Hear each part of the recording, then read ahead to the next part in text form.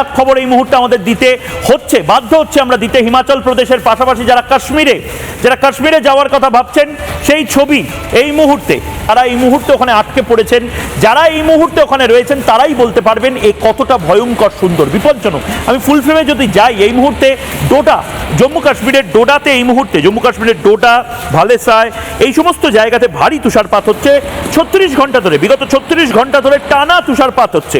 ডোডায় তুষার ঝড়ে বিপর্যয়, এবং সেখানে যদি আপনি বাঙালি এই মুহূর্তে পর্যটক বা বাংলা থেকে যদি কেউ যেতে চান, দয়া করে কয়েকটা দিন একটু আবহাওয়া দপ্তরের যে রিপোর্ট, সেই রিপোর্টটা দেখে তারপর নিজের প্ল্যানটা করুন, বা লোকাল অ্যাডমিনিস্ট্রেশন বা স্থানীয় প্রশাসন তাদের সাথে কথা বলুন, বা রিপাবলিক বাংলায় চোখ রাখুন। আমরা লাগাতার বদ্রীনাথের যে ধস, সেই ধসের ছবি আমরা যেরকম দেখাচ্ছি, তার আপডেট দিচ্ছি।